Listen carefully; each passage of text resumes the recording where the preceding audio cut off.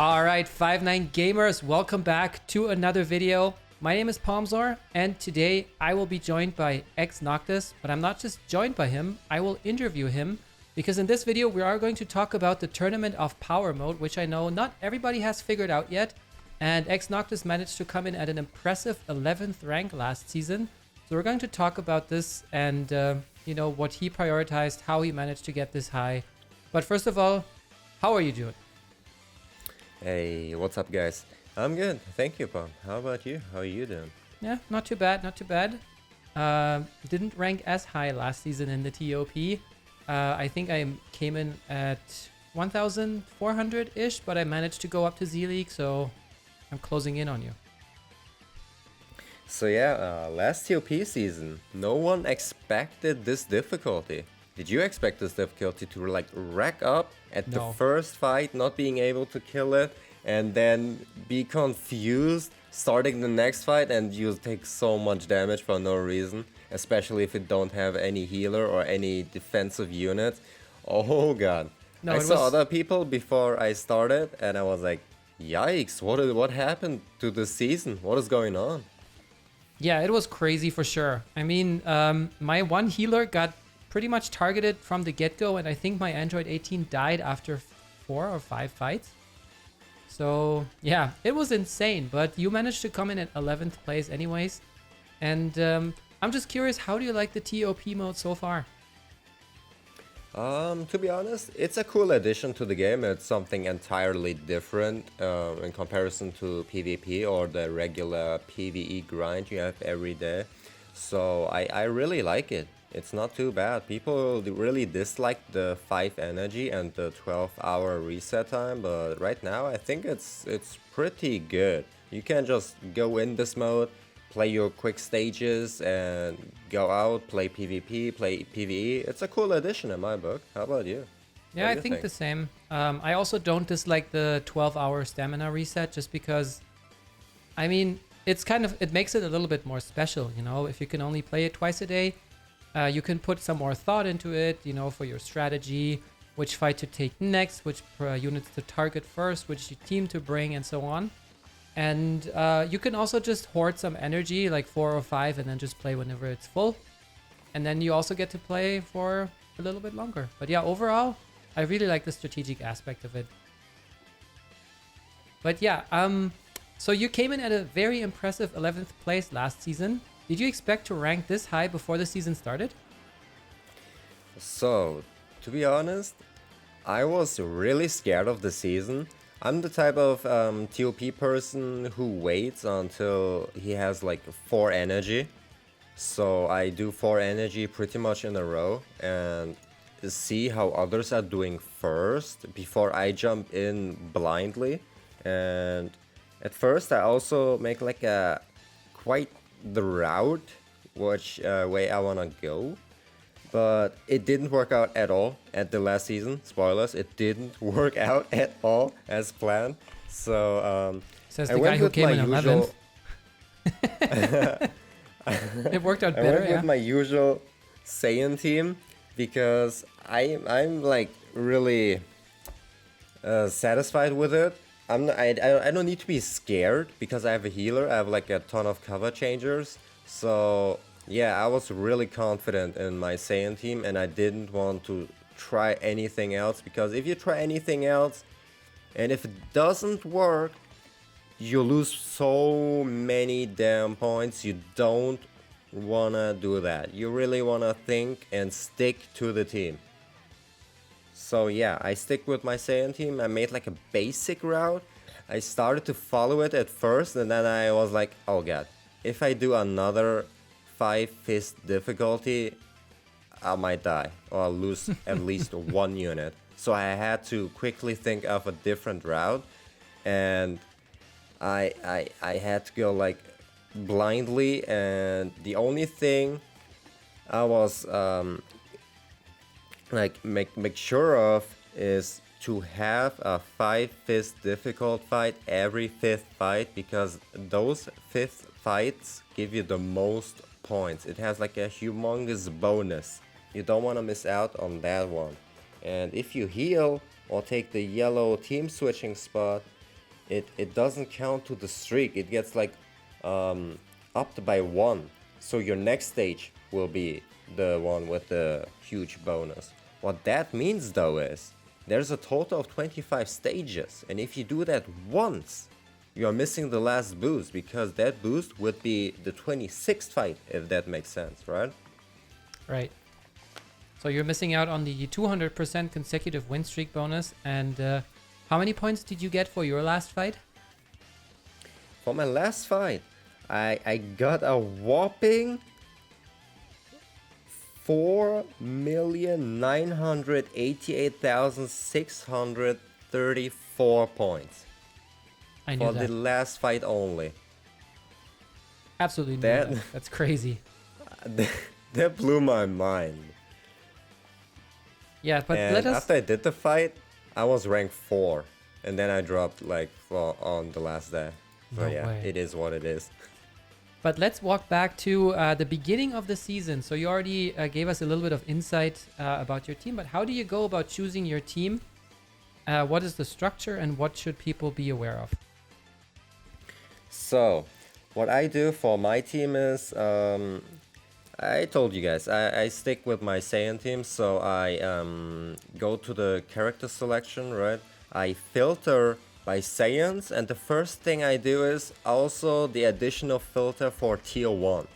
Then I look at the tier 1 units and think who would fit on the team. And I choose the most units that I think are fitting the best, and I move on to tier 2. And I try to fill out the team with pretty much the rest spots with tier 2 units to have like the complete team.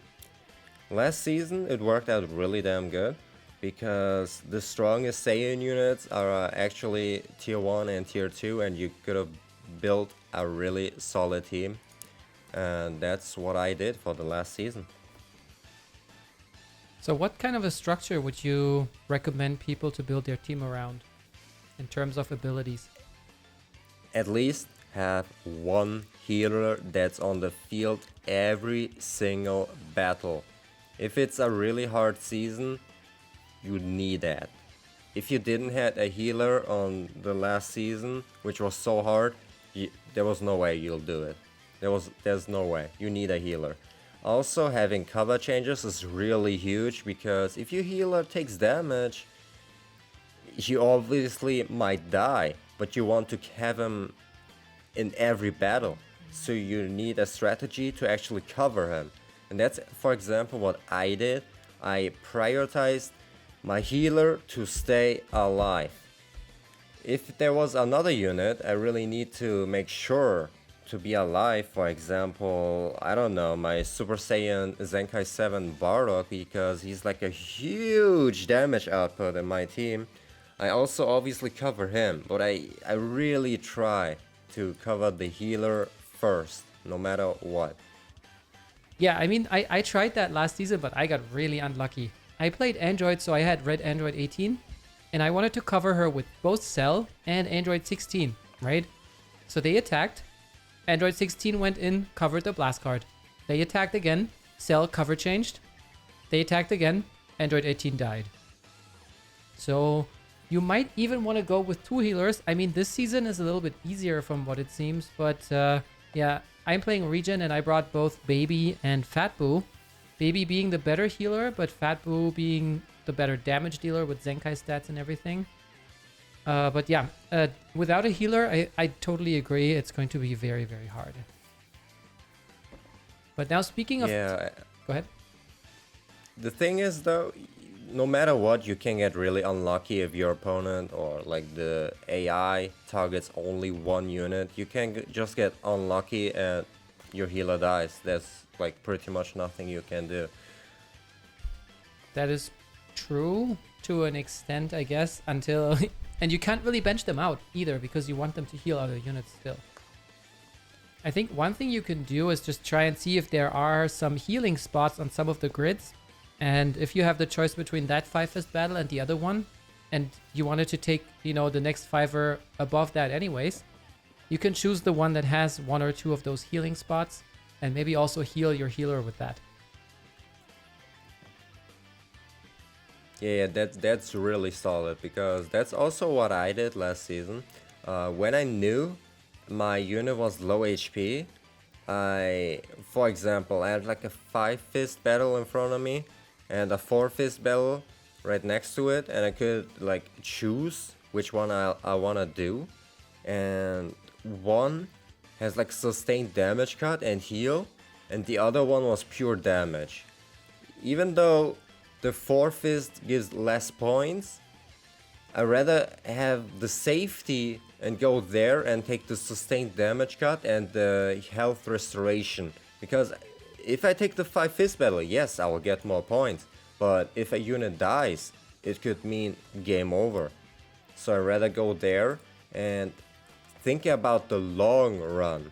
If I keep the streak going without getting on a green spot to heal or the yellow spot to switch teams or whatever, I have the long run of the consecutive bonus, which will give more points than going for the risk and might losing a unit or taking so much damage that the unit will die the next fight no matter what.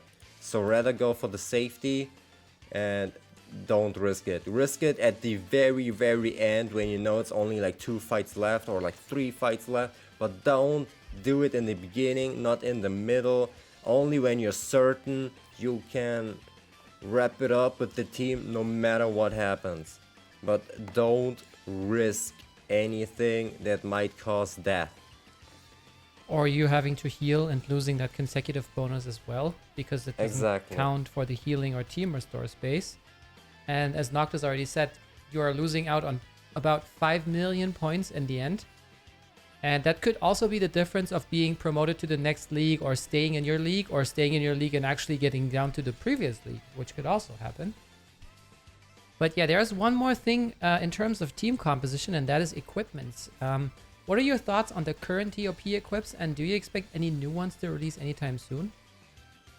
So, if you guys are really unsure about equipments, at least get the HP equip for every single character.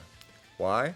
HP is like the best stat the equipments have, and it's only one stat, so you can even go for like a yellow or gold or like a red slot, right? I just wish the other equipments were like a little bit better. They're not what should I call it? They waste so much equipment space, right, Palm? I agree. I mean, I am still farming co-op in order to buy that equipment space. But yeah, it's what, like between 7 and 10% of their stats. And also with the car equip, if you have the rare medals for the HP equip, I farmed 8 of them. You need 8 because you can only bring 8 characters, and those are universal. And I farmed 8 red slot equips. I think I have 3 at 5%, which is perfect. And then the other ones are 4.85. So yeah, maximizing for the HP. And then farming equips that have like a yellow or red first slot. I actually tend to reroll those more sometimes than the regular PvP equips. Oh, wow. Yeah, don't be picky with the HP equip because like Palm said, it's universal. You only need 8 and boom, you're done with them. The others though, they're restricted to like melee, support, defense, Blue, even green. strike attacker, blast attacker. It's and the colors, yeah, if you switch out one unit that's for example blue and you swap in a green unit, guess what? You have to buy new equipments. And if the classification is different, for example, you switch out the melee character for blast character, here we go again. One. You need a different equipment. And it fills up your space so damn much.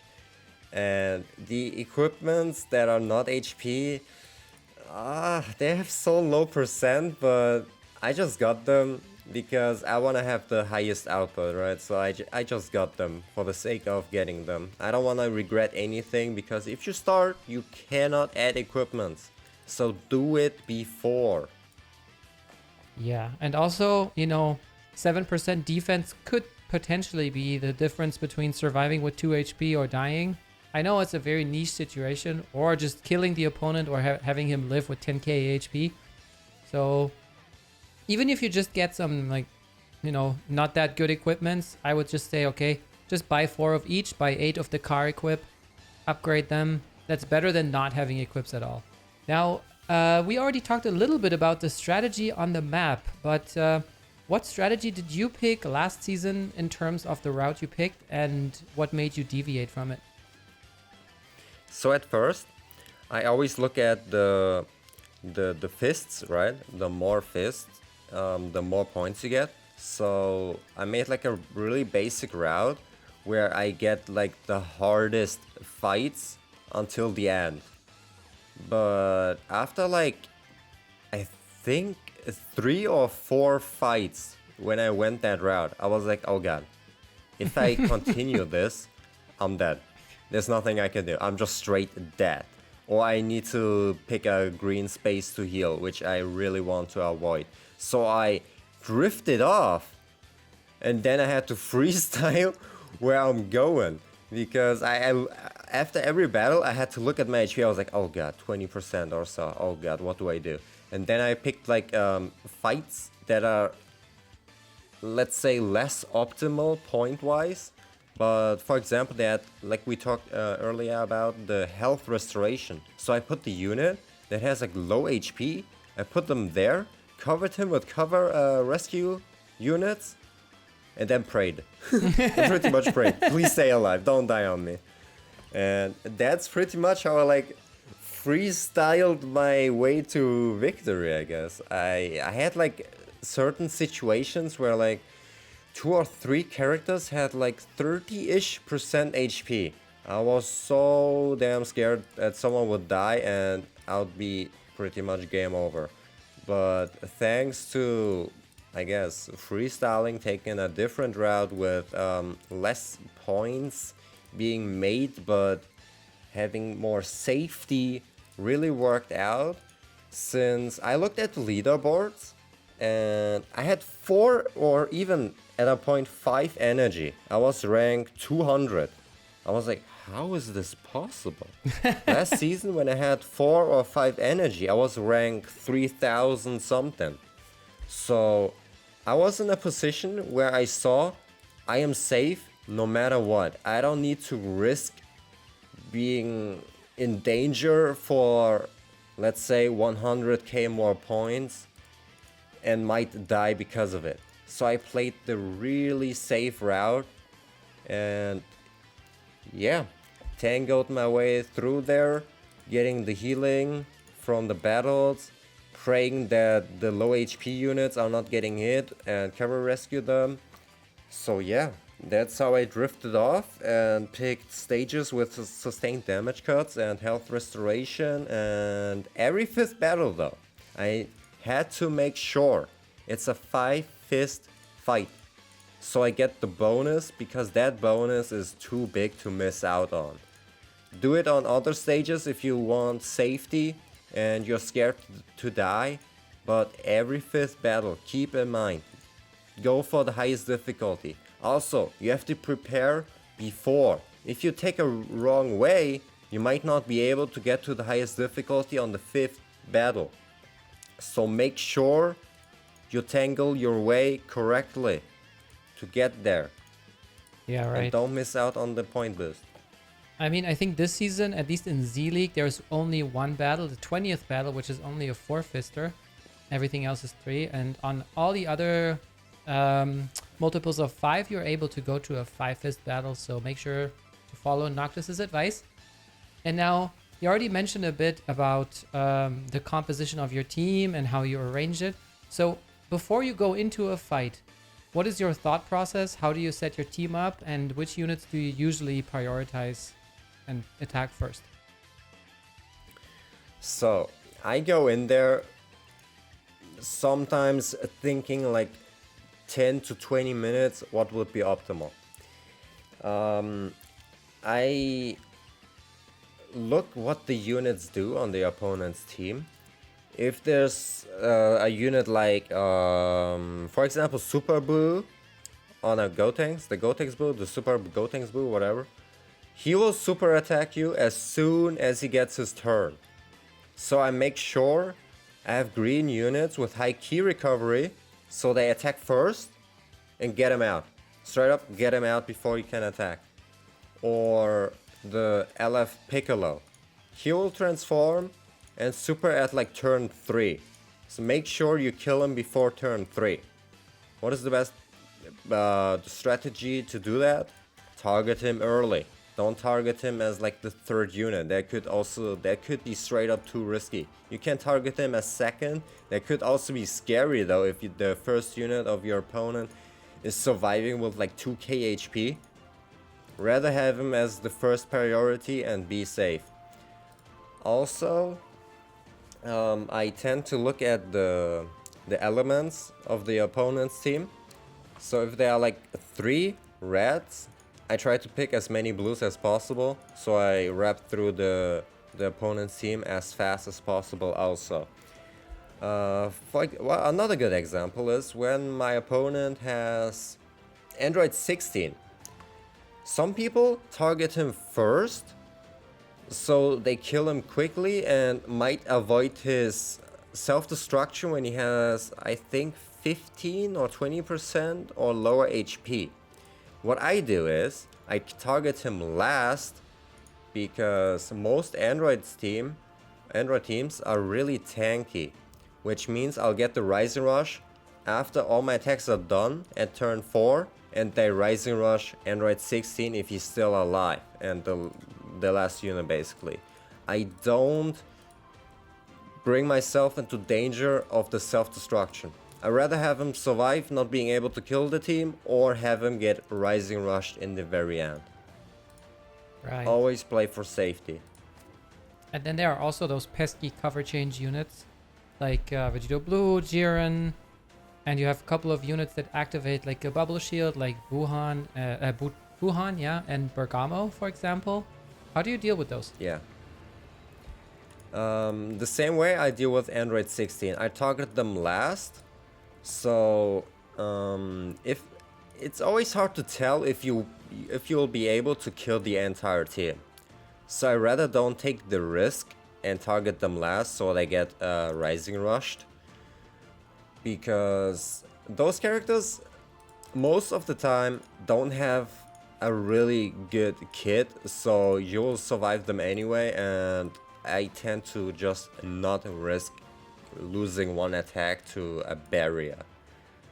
When it comes to like VB or the other God Key units, I look at my units and see, okay, who is in danger if I keep him alive? How fast or at which position do I need to target him to make the unit, for example, my Ultra Goku, let's just say him for example is low HP and there's VB on the field. I'd rather have VB being killed as soon as possible because VB can attack twice if he gets lucky. It's like a certain percent he will just do another attack. Oi. And if my Ultra is at low HP, I'd rather get rid of VB ASAP. Yeah, that makes sense. Also, VB is a cover change unit, and personally, I tend to attack most cover change units first, except for Android 16. Just so that they cannot, cost you an attack when they come in and rescue the unit that is at low HP because you're using a strike card or something like this. And also, there are some units like Red Janemba, for example. When he is catching a blast card, he is activating his green card and immobilizing the attacking unit for the next turn. So if you see that you have a fight with Red Janemba, I think the best plan of action is actually to change all your attacks to strike cards. And you can do that by clicking on a unit on your team when you switch out. And then you can click at the bottom of the grid, I think, you can click on the action and choose between strike and blast. And if you choose strikes for everybody, you don't run the risk of actually running into that green card as well. Exactly. Also, he gets like, I think, a damage boost if he activates it. So it's really scary. Don't run blast-centric units. Have them switched out or do what Pom said and click on the little icon that displays the blast attack and put in the strike attack symbol. Exactly. And yeah, try to kill the cover change units first, because if you attack other units while they are alive, the higher percent you'll get them to activate their cover change. For example, Android 21 and Android team, I tend to get rid of her also fairly soon, because she also supports the team, if I remember correctly, and she has like one of the best covers in the game, pretty much. Yeah. Even the blue card she covers everything. Cover. Yeah. What I also do is, if it's possible, I target units first that need to transform. So if they don't transform ASAP on the first turn, like Go Tanks, the red one, Shallot, like when they say start transformation at turn 1, those units you don't need to really prioritize because of that fact. But others, like I said, Go Tanks, Namek Goku, those, because they get a huge stat bonus. So if you target them first, they obviously will die quicker, so you don't run into the risk of them being tanky and you needing to waste attacks on them just to kill them. Or getting more damage. Obviously, exactly. Obviously, sometimes other characters take priority. For example, we have Android 21, the purple one, who will transform on turn 2. And we have, for example, Boo Tanks. I rather prioritize Boo Tanks and not getting supered, instead of prioritizing the transforming unit. So there are exceptions. But when it's possible, I tend to attack the other unit first. Also, 2 fun facts. Did you know that when the formation on your screen, when you click on the battle, if the formation is the same as the previous fight, their formation on the 3x3 grid will also be the same? So for example, you have, I don't know, Vegito Blue, Vados, Champa, Jiren, Topo, and Bergamo. And if you already had that exact fight in that exact order sometime before, you can look at that board and it'll be exactly the same. So you already know who is covering who. Oh yeah, true. Yeah, it could be quite hard to like memorize, I guess, but you always can go back. So always take your time when you are like, oh, I remember this formation. Let me head back and see how they set it up, or how the AI set it up. So yeah, always do that. That's true.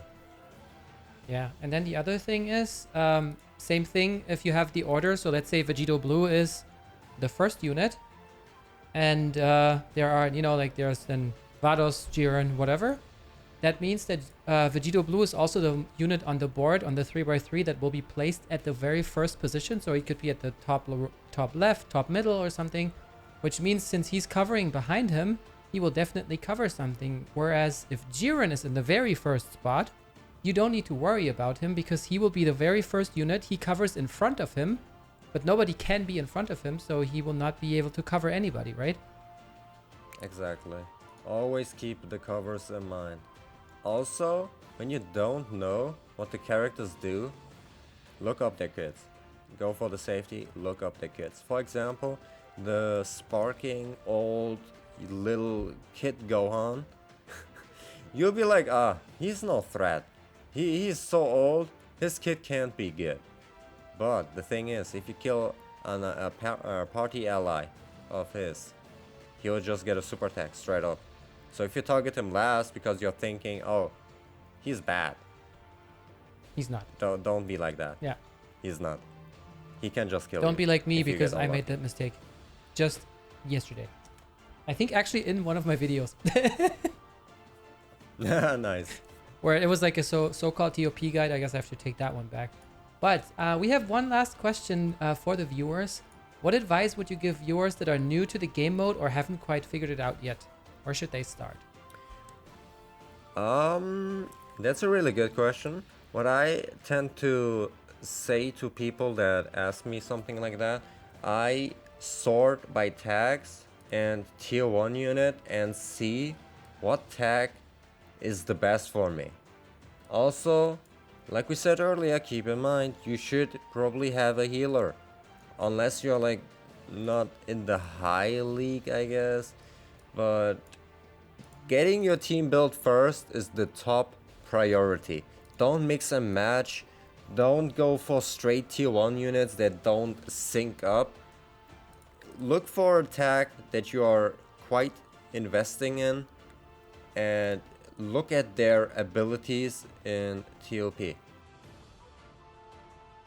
All right, that sounds like solid advice. And yeah, thank you so much for your time. I hope that this video helped everybody. My name is Palmzor, and I was joined by X Noctis. Hey, thank you guys for having me. Don't forget to leave a like, leave a comment if we missed anything, or if you have any questions, and subscribe to the channel if you are new. We will see you all in the next videos. Bye, everybody.